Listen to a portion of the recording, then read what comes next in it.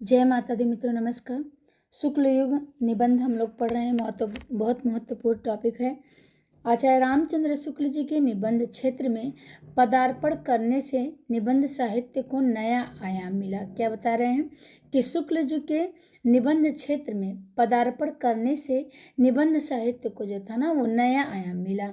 इस युग में गद्य की भाषा में सृजनात्मक प्रयोग का कार्य आरंभ हुआ। गद्य की भाषा में शुक्ल युग में सृजनात्मक प्रयोग का कार्य आरंभ हुआ। निबंधकारों में देशभक्ति, राष्ट्र प्रेम की भावनाओं के साथ व्यापक मानवीय दृष्टिकोण भी रहा। मतलब कि ये जो निबंधकार गद्य की भाषा में सृजनात्मक प्रयोग का कार्य आरंभ हुआ और निबंधकारों में देशभक्ति और राष्ट्र प्रेम की भावनाओं के साथ व्यापक मानवीय दृष्टिकोण भी रहा। शुक्ल युग में रचना विन्यास की दृष्टि से एक अन्य बात भी ध्यान देने योग्य है। तो शुक्ल युग में रचना विन्यास की दृष्टि से एक अन्य बात भी ध्यान देने योग्य है। निबंध को जिस प्रकार उपयोगी विषयों पर लिखे गए लेखों से अलग किया गया निबंध को जिस प्रकार उपयोगी विषयों पर लिखे गए लेखों से अलग किया गया, उसी प्रकार रेखाचित्र, संस्मरण, जीवनी यात्रा आदि अन्य साहित्यिक विधाओं से भी अलग किया गया। द्वितीय युग की अपेक्षा इस युग में सृजनात्मक दृष्टि से निबंध के अधिक स्पष्ट लक्षण निर्मित हुए। तो द्वितीय युग की अपेक्षा इस युग में यानी शुक्ल युग में सृजनात्मक दृष्टि से निबंध के अधिक स्पष्ट लक्षण निर्मित हुए। शुक्ल युग के निबंधकारों में रामचंद्र शुक्ल जी, कौन कौन आते हैं शुक्ल युग में? तो शुक्ल जी आएंगे, गुलाब राय, जयशंकर प्रसाद, सुमित्रानंदन पंत, निराला, महादेवी वर्मा, प्रेमचंद्र, शांति प्रिय द्विवेदी, राहुल सांस्कृत्यायन, माखनलाल चतुर्वेदी आदि प्रमुख हैं। शुक्ल युगीन प्रमुख निबंधकार एवं उनके निबंध। रामचंद्र शुक्ल जी को देखते हैं। इनका जन्म 1884 में होता है और मृत्यु इनकी 1941 ईस्वी में हो जाता है। इन्होंने चिंतामणि लिखा निबंध, चिंतामणि भाग 1। इसमें भाव या मनोविकार, उत्साह, श्रद्धा भक्ति, करुणा, लज्जा और ग्लानि, लोभ और प्रीति, घृणा, ईर्ष्या, भय, क्रोध, कविता क्या है, भारतेंदु हरिश्चंद्र, तुलसी का भक्ति मार्ग, मानस की धर्मभूमि, काव्य में लोक मंगल की साधनावस्था, साधारणीकरण और व्यक्ति वैचित्रवाद, रसात्मक बोध के विविध रूप। ये किसमें है? तो चिंतामणि भाग 1 में इतने निबंध लिखे हैं शुक्ल जी ने। एक बार फिर से देखते हैं। चिंतामणि भाग 1 में भाव या मनोविकार, उत्साह, श्रद्धा भक्ति, करुणा, लज्जा और ग्लानि, लोभ और प्रीति, घृणा, ईर्ष्या, भय, क्रोध, कविता क्या है, भारतेंदु हरिश्चंद्र, तुलसी का भक्ति मार्ग, मानस की धर्मभूमि, काव्य में लोक मंगल की साधना अवस्था, साधारणीकरण और व्यक्ति वैचित्रवाद, रसात्मक बोध के विविध रूप। चिंतामणि भाग 2 में काव्य में प्रकृतिवाद, काव्य में प्राकृतिक दृश्य, काव्य में रहस्यवाद और काव्य में अभिव्यंजनावाद। ये चिंतामणि भाग 2 में काव्य में प्राकृतिक दृश्य, काव्य में रहस्यवाद, काव्य में अभिव्यंजनावाद। गुलाब राय, बाबू गुलाब राय, इनका जन्म होता है 1888 ईस्वी में और मृत्यु होता है 1963 ईस्वी में। बाबू गुलाब राय 1888 में इनका जन्म होता है।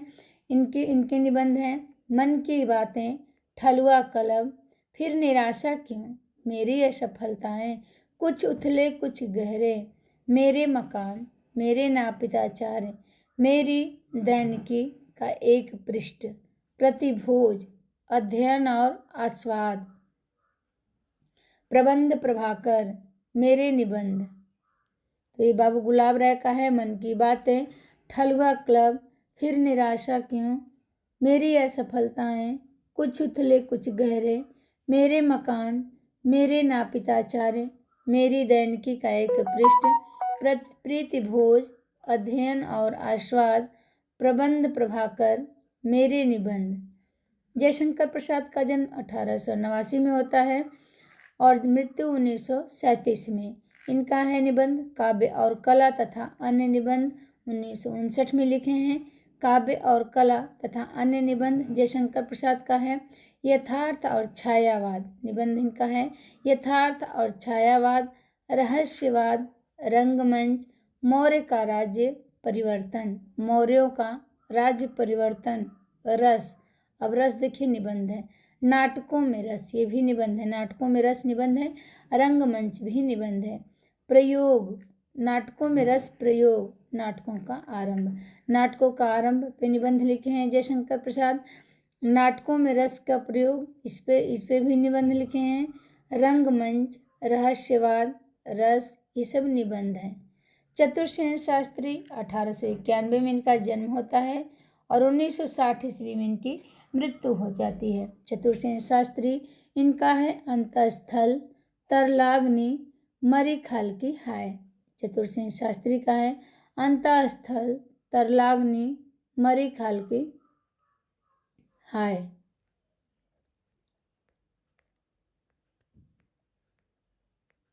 हरिभाऊ उपाध्याय, इनका जन्म होता है 1892 ईस्वी में और मृत्यु 1972 ईस्वी में। इनका है हरिभाऊ उपाध्याय स्वागत करते हैं, मनन, बुद्ध, जीवन सिद्ध, अंतर ज्योति, अंतर्बल, सदाचार, धर्म और नीति। हरिभाऊ जो हैं, हरिभाऊ उपाध्याय, ये किसी का स्वागत करते हैं, मनन करते हैं, बुद्ध नहीं करते हैं। मतलब कोई आता है नहीं, सब लोग भुनुर भुनुर करने लगते हैं बातें, मतलब तो उसी तरह हरिभाऊ जब किसी कोई आता है इनके घर तो स्वागत करते हैं, मनन करते हैं, बुद्ध नहीं करते हैं। जीवन सिद्ध, कहते हैं कोई आ गया तो स्वागत करते हैं, कहते हैं जीवन सिद्ध हो गया। अंतर ज्योति जली, अंतर बल मिला, सदाचार हो गया और धर्म और नीति से, सदाचार हो गया धर्म और नीति से। ये हरिभाऊ उपाध्याय का निबंध है। शिव पूजन सहाय का बस एक ही निबंध है, कुछ।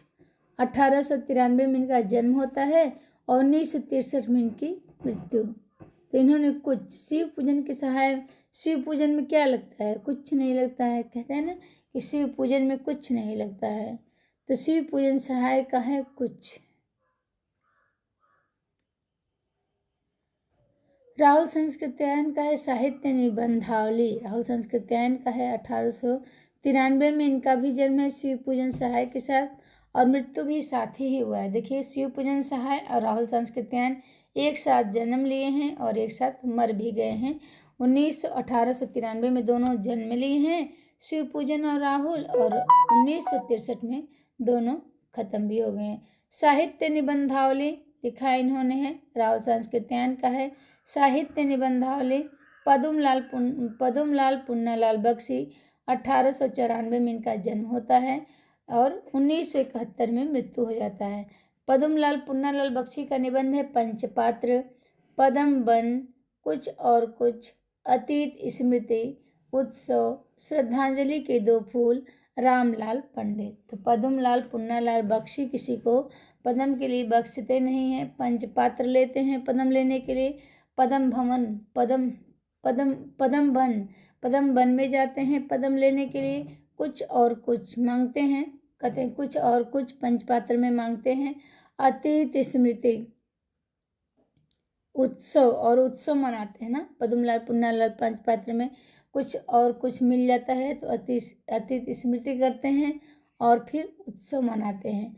श्रद्धांजलि के दो फूल, कहते हैं श्रद्धांजलि के दो फूल दे देना, रामलाल पंडित से कहते हैं श्रद्धांजलि के दो फूल दे देना। अब है सियाराम शरण गुप्त, इनका जन्म होता है 1895 में और इनका है झूठा सच 1939 ईस्वी का। तो सिया राम के शरण में जाएंगे तो झूठ सच नहीं करेंगे, ठीक। कहते हैं लोग कि झूठ सच मत करना, तुमको राम की कसम। तो सिया राम के शरण में जाएंगे तो झूठ सच नहीं करेंगे राम जी, तो सिया राम शरण गुप्त का हो जाएगा। वियोगी हरि का 1895 में, वियोगी और सिया राम दोनों का जन्म होता है 1895 में।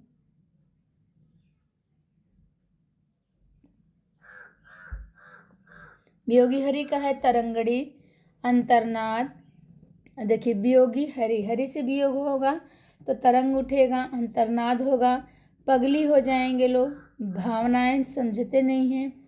वियोगी हरि ठंडे छींटे मारते हैं, मेरी हिमाकत यूं भी तो देखिए, मेरी हिमाकत यूं भी तो देखिए। जो पगली हो गई है तरंगड़ी, मन में उनके अंतर्नाद हो रहा है, भावनाएं नहीं समझते हैं वियोगी हरि।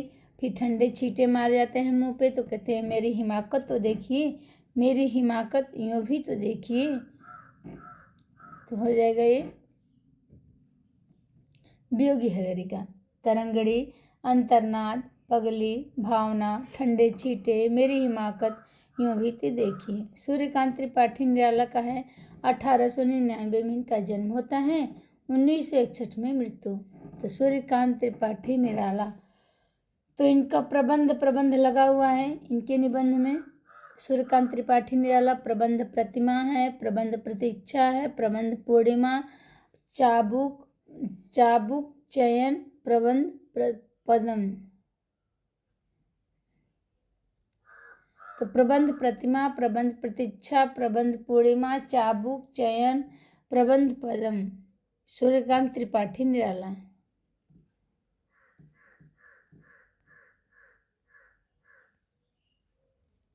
अब देखते हैं सुमित्रा नंदन पंत, इनका जन्म होता है 1900 में और मृत्यु हो जाता है 1977 ईस्वी में। किसका? सुमित्रा नंदन पंत का। 60 वर्ष एक रेखांकन, सुमित्रा नंदन पंत का है 60 वर्ष एक रेखांकन, 1960 में है। 60 वर्ष एक रेखांकन 1960 में। फिर 60 वर्ष और अन्य निबंध, एक रेखांकन 60 वर्ष के साथ एक रेखांकन में चलते हैं सुमित्रा नंदन पंत। फिर 60 वर्ष और अन्य निबंध में है। फिर प्रकृति का अंचल, सुमित्रा नंदन पंत का है प्रकृति का अंचल 1918। विकास सूत्र और अंतः संघर्ष, विकास सूत्र और अंतः संघर्ष 1919 से 1935 ईस्वी। नव मानवता का स्वप्न 1945 से 1959 ईस्वी। मेरे जीवन की प्रेरक ग्रंथ, मेरी साहित्यिक मान्यताएं। तो सुमित्रा नंदन पंत का है, यह फिर से देखते हैं 60 वर्ष एक रेखांकन, 60 वर्ष और अन्य निबंध। 60 वर्ष से हो गया 2। प्रकृति के अंचल में सुमित्रा नंदन पंत रहते हैं। विकास सूत्र और अंतः संघर्ष करते हैं, विकास के लिए संघर्ष तो कर ही रहे हैं सुमित्रा नंदन पंत। तो विकास सूत्र और अंतः संघर्ष, नव मानवता का स्वप्न देख लेते हैं। कौन? सुमित्रा नंदन पंत। मेरे जीवन के प्रेरक ग्रंथ, मेरी साहित्यिक मान्यताएं हैं, मेरे जीवन के प्रेरक ग्रंथ मेरी साहित्यिक मान्यताएं हैं।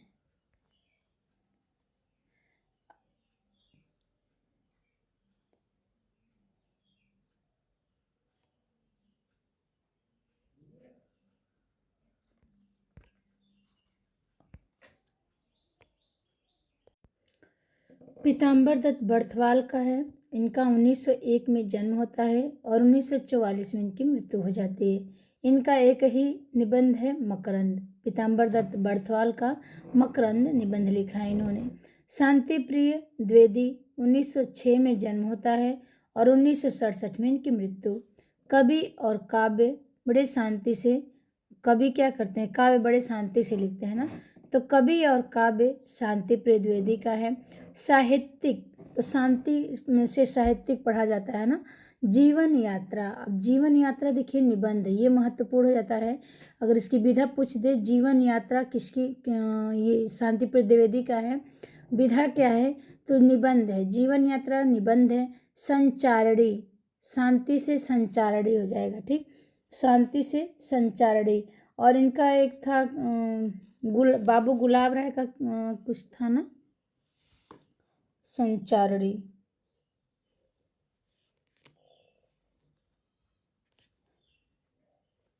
नहीं, इन्हीं का है, शांति प्रिय द्विवेदी का ही संचारणी है। युग और साहित्य, युग और साहित्य देखिए, साहित्यिक अलग है 1938 में, युग और साहित्य 1941 में।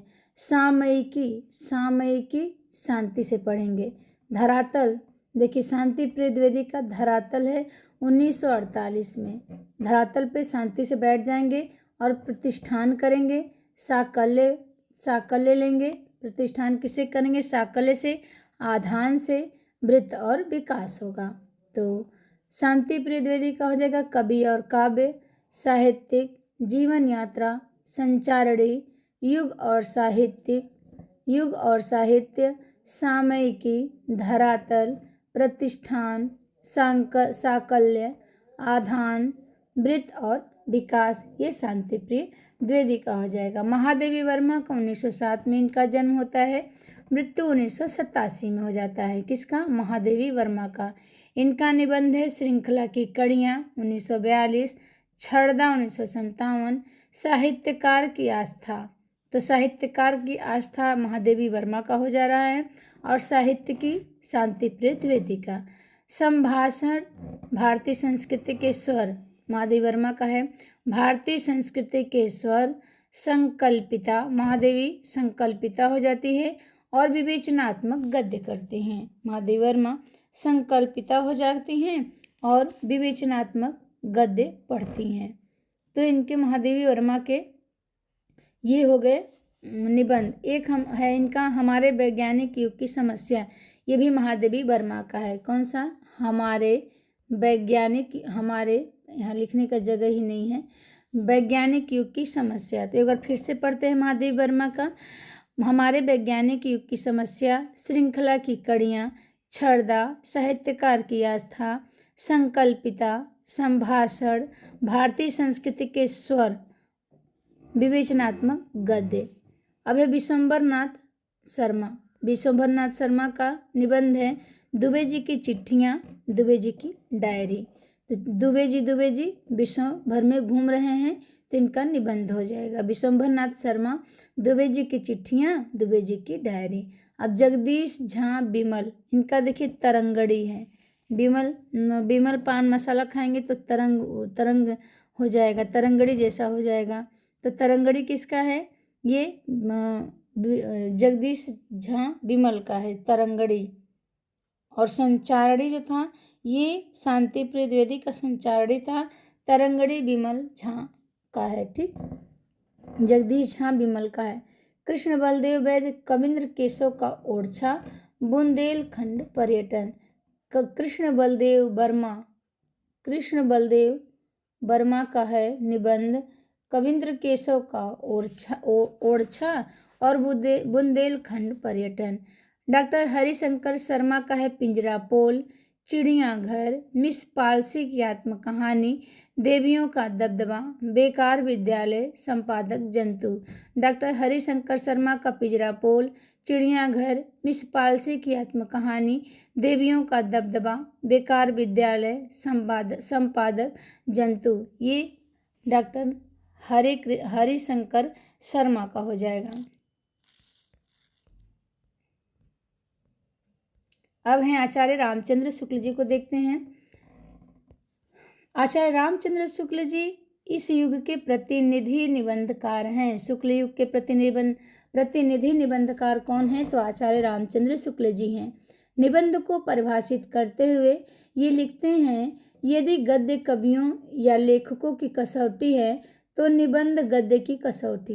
भाषा की पूर्ण शक्ति का विकास निबंधों में ही सबसे अधिक संभव है। तो पूछा जाता है कि किसका कथन है कि यदि गद्य कवियों या लेखकों की कसौटी है तो निबंध गद्य की कसौटी। भाषा की पूर्ण शक्ति का विकास निबंधों में ही सबसे अधिक संभव है।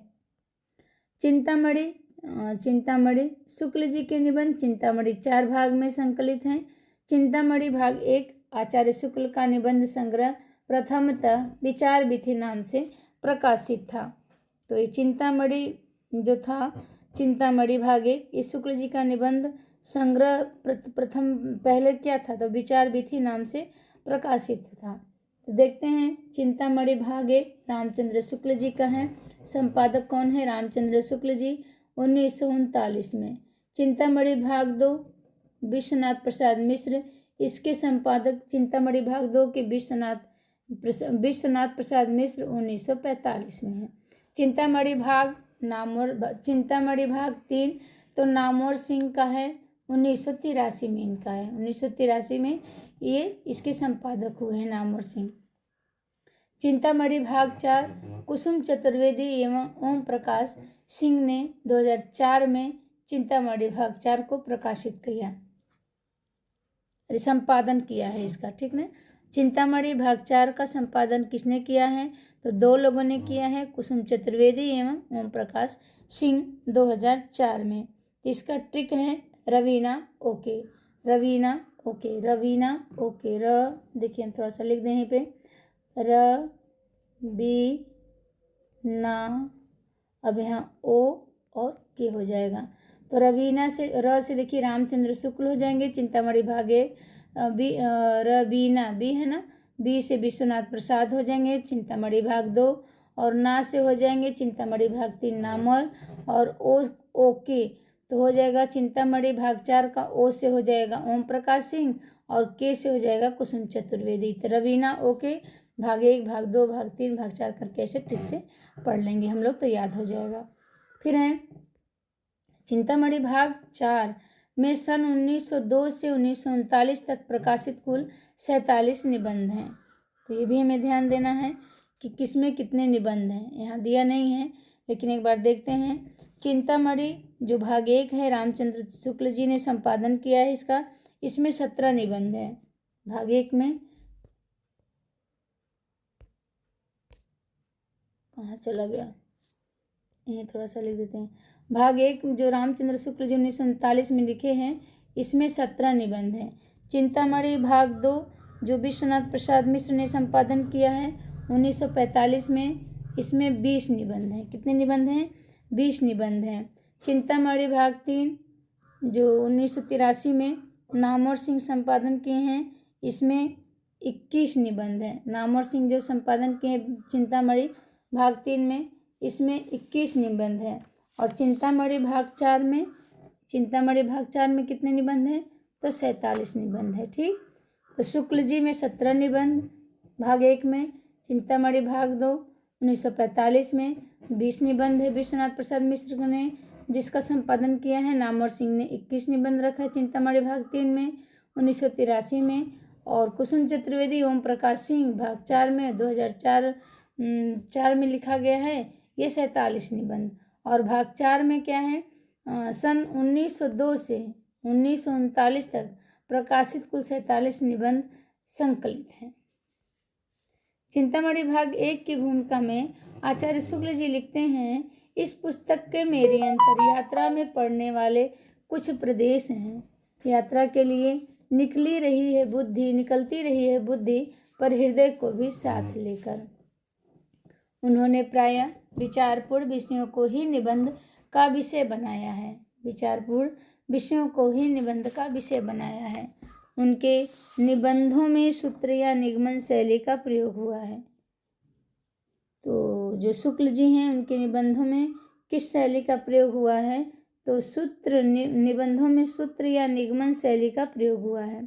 वे प्रारंभ में ही किसी सिद्धांत को उपस्थित कर देते हैं और अंत तक उसकी विवेचना करते हैं।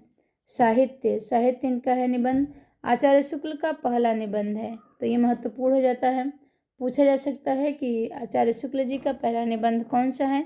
तो साहित्य निबंध है जो सरस्वती 1904 ईस्वी में प्रकाशित हुई। तो सरस्वती कहाँ प्रकाशित हुई? 1904 ईस्वी में। 1904 ईस्वी में ये साहित्य आचार्य शुक्ल जी का पहला निबंध है और ये सरस्वती में 1904 में प्रकाशित हुई थी। तो हमें ध्यान देना है कि अगर किस पत्रिका में प्रकाशित हुई थी साहित्य, तो सरस्वती पत्रिका में, ठीक है। कब? 1904 में। और शुक्ल जी का ये पहला निबंध भी है।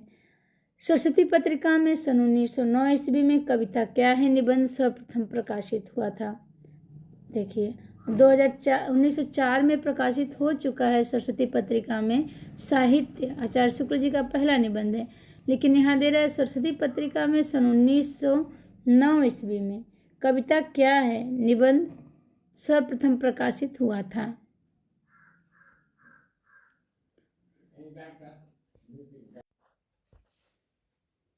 शुक्ल जी ने गद्य भाषा को निखारने और जटिल से जटिल विषय विचार को भाव को सफलतापूर्वक प्रस्तुत करने का उल्लेखनीय कार्य किया। तथा सभी दृष्टियों से हिंदी निबंध को उत्कृष्ट बनाया। भाषा और शैली के आधार पर आचार्य शुक्ल को कलात्मक निबंध का जन्मदाता माना जाता है। तो महत्वपूर्ण हो जाता है कि भाषा और शैली के आधार पर आचार्य शुक्ल जी को कलात्मक निबंध का जन्मदाता माना जाता है। आचार्य रामचंद्र शुक्ल के कुछ प्रमुख निबंधों की महत्वपूर्ण पंक्तियां निम्नलिखित हैं।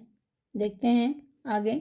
नाना विषयों के बोध का विधान होने पर ही उनसे संबंध रखने वाली इच्छा की अनेक रूपता के अनुसार अनुभूति के भिन्न भिन्न योग संगठित होते हैं, जो भाव या मनोविकार कहलाते हैं। नाना विषयों के बोध का विधान होने पर ही उनसे संबंध रखने वाली इच्छा की अनेक रूपता के अनुसार अनुभूति के भिन्न भिन्न योग संगठित होते हैं, जो भाव या मनोविकार कहलाते हैं। फिर बैर क्रोध या आचार का मुरब्बा है। बैर क्या है? बैर क्रोध या आचार का मुरब्बा है, आचार या मुरब्बा है, शुक्ल जी का है। फिर दूसरा कथन है, यदि प्रेम स्वप्न है तो श्रद्धा जागरण है। यदि प्रेम स्वप्न है तो श्रद्धा जागरण है। श्रद्धा और प्रेम के योग का नाम भक्ति है। श्रद्धा और अगला पॉइंट क्या है? शुक्ल जी कहते हैं श्रद्धा और प्रेम के योग का नाम भक्ति है। भक्ति हृदय से की जाती है। बुद्धि से भक्ति करना ऐसा ही है जैसे नाक से खाना और कान से सूंघना, ये शुक्ल जी कहते हैं। फिर अगला पॉइंट है, मनुष्य और पशु में मूल अंतर यही है कि मनुष्य चैतन्य तक पहुंचा है जबकि वे नहीं, यानी पशु नहीं चैतन्य तक है, मनुष्य चैतन्य तक पहुंचा है। करुणाशील और सात्विकता का संस्थापक भाव है। करुणाशील और सात्विकता का संस्थापक भाव है। लोभ सामान्योन्मुख होता है और प्रेम विशेषोन्मुख। लोभ सामान्योन्मुख होता है और प्रेम विशेषोन्मुख होता है। अगला पॉइंट है, श्रद्धा का व्यापार स्थल विस्तृत है और प्रेम का एकांत। प्रेम में घनत्व अधिक है और श्रद्धा में विस्तार। जिस प्रकार आत्मा की मुक्तावस्था ज्ञान दशा कहलाती है, उसी प्रकार हृदय की यह मुक्तावस्था रस दशा कहलाती है। हृदय की इसी मुक्ति अवस्था साधना के लिए मनुष्य की वाणी जो शब्द विधान करती आई है, उसे कविता कहते हैं। गुण प्रत्यक्ष नहीं होता, उसके आश्रय और परिणाम प्रत्यक्ष होते हैं। कहते हैं कि गुण प्रत्यक्ष नहीं होता, उसके आश्रय और परिणाम प्रत्यक्ष होते हैं। अनुभवात्मक मन को आकर्षित करने वाले आश्रय और परिणाम हैं, ये गुण नहीं। यही अनुभूति के विषय हैं। अनुभूति पर प्रवृत्ति और निवृत्ति निर्भर है। अनुभूति मन की पहली क्रिया है, संकल्प विकल्प दूसरी। अगला पॉइंट है, जैसे वीर कर्म से पृथक वीरत्व कोई पदार्थ नहीं, वैसे ही सुंदर वस्तु से पृथक सौंदर्य कोई पदार्थ नहीं। लोक में फैली दुख की छाया को हटाने में ब्रह्मा की आनंद कला जो शक्ति में रूप धारण करती है, उसकी भीषणता में भी अद्भुत मनोहरता, कटुता में भी अपूर्व मधुरता, प्रचंडता में भी गहरी आर्द्रता साथ लगी रहती है। विरुद्धों का यही सामंजस्य कर्म क्षेत्र का सौंदर्य है, जिसकी ओर आकर्षित हुए बिना मनुष्य का हृदय नहीं रह सकता है। अन्य तथ्य देख लेते हैं क्या है। गुलाब राय, बाबू गुलाब राय आगमन शैली के निबंधकार हैं। तो ये महत्वपूर्ण हो जाता है कि आगमन शैली के निबंधकार कौन हैं, तो ये हैं बाबू गुलाब राय। तथ्यों की व्याख्या के साथ सारांश निकालते चलते हैं और अंत में सत्य का उद्घाटन करते हैं। प्रेमचंद्र के कुछ निबंधों को एक रचनाकार के स्वानुभूत सत्य का व्यंजक होने के कारण विशेष सम्मान मिला। छायावादी कवियों प्रसाद निराला पंत और महादेवी वर्मा ने अपनी अलग अलग निबंध शैलियाँ विकसित की हैं। तो छायावादी कवि जो हैं, जैसे प्रसाद निराला पंत, महादेवी वर्मा, इन्होंने अपनी अलग अलग निबंध शैलियाँ विकसित की हैं। श्रृंखला की कड़ियाँ महादेवी वर्मा का ऐसा निबंध संग्रह है जिसमें उन्होंने स्त्रियों की पराधीनता का ऐतिहासिक, सामाजिक, आर्थिक विश्लेषण प्रस्तुत किया है तथा स्त्रियों के लिए पहली बार सामाजिक बंधनों को तोड़कर आत्मनिर्भर बनने का साहस दिया है। महादेवी वर्मा ने छड़दा नामक निबंध में यात्रा साहित्य को साथ साथ साहित्य और कला पर भी विचार व्यक्त किया है। छायावत के भावुक आलोचक शांति प्रिय द्विवेदी ने भाव प्रवण निबंध लिखे हैं। तो शांति प्रिय द्विवेदी ने कैसा निबंध लिखा है? भाव प्रवण निबंध लिखा है। इन निबंधकारों ने प्रायः तत्सम, देशी, तद्भव शब्दों से पूर्ण भाषा लिखी है, किंतु भाव प्रकाशन की सुगमता के लिए विदेशी, अंग्रेजी, अरबी, फारसी के शब्दों को भी सहज भाव से अपना लिया है। तो धन्यवाद मित्रों, ये शुक्ल युग निबंध पूरा हो गया और हम अभी भारतेंदु द्विवेदी युगीन निबंध और निबंधकार डाल देते हैं अभी क्लास इसको रिकॉर्ड करके। तो आप लोग क्लास को लाइक शेयर सब्सक्राइब करिएगा और शेयर करते रहिएगा, कमेंट भी करिएगा क्लास कैसी लग रही है। धन्यवाद मित्रों, जय माता दी।